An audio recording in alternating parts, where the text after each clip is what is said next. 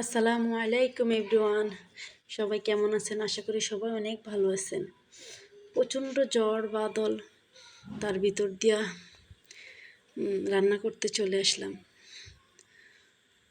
রান্নাঘর আমাদের দুটোই বৃষ্টির পানিতে একদম ভিজে কাদা কাদা হয়ে গেছে।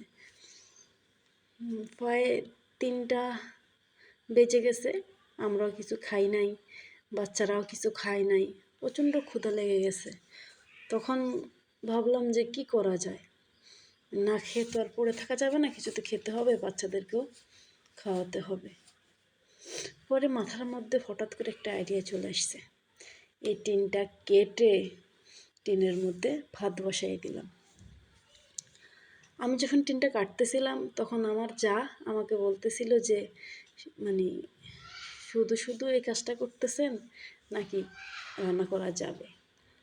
ওরা আমি বলছি হবে, আমি দেখছি আরেক জায়গাও এইভাবে রান্না করা যায়।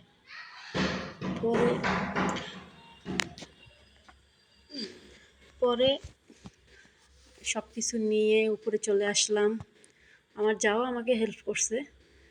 পরে মাশাআল্লাহ দেখে ভালোই আগুন জ্বলতেছে, সবটুকু আগুনে চুলার পাতিলার মধ্যে লাগতেছে। কত দূরত্ব আমার ভাত ফুটতেছে। অনেক রিস্ক নিয়ে এই জায়গায় বসে বসে রান্না করতেছে। চারিদিক খোলা ছিল, বজ্রপাত, অনেক জোরে জোরে বজ্রপাত হতেছিল। আর বৃষ্টি তো বলার বাহিরে, এত বৃষ্টি হচ্ছিল সব চারিদিক অন্ধকার করে ফেলছে, এরকম বৃষ্টি। অনেক দিন গরমের পরে যাক স্বস্তির একটা বৃষ্টি হচ্ছে। পরে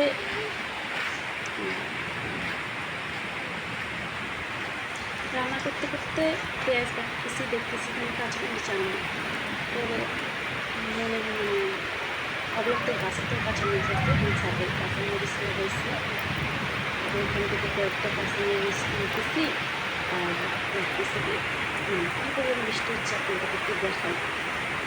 ভিউটা খুবই ভালো লাগতেছে, কত জোরে বৃষ্টি হচ্ছে, গাছপালা, সবুজ গাছপালাগুলো দেখা।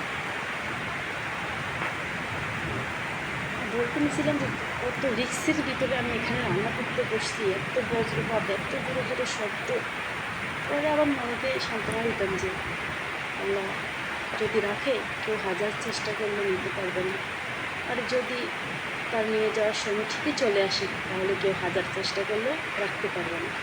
এই জায়গায় ধানের বস্তার উপরে আমি ছোটো ছেলে বসে বসে বৃষ্টি দেখতেছি। পোলাপাইনগুলা বসে বসে বৃষ্টি দেখতেছে আর আমি এভাবে রান্না করতেছি। হঠাৎ করে দেখতে পারা অবাক হয়ে গেল, কিন্তু সব কিছু নিয়ে আমি রান্না করতেছি।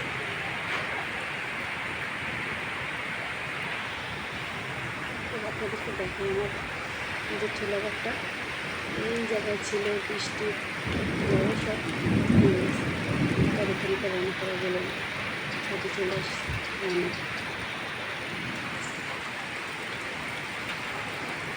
এই যে সবুজ প্রকৃতি, এই পাশের গুলো দেখেন ভালোই লাগতেছে, আমার খুবই ভালো লাগতেছে। এই যে এই জায়গায় আমরা এখানে ওই পিছনে আবার আমাদের চুলা করতেছে, ওই চুলাঘরও বৃষ্টিতে ভিজে গেছে।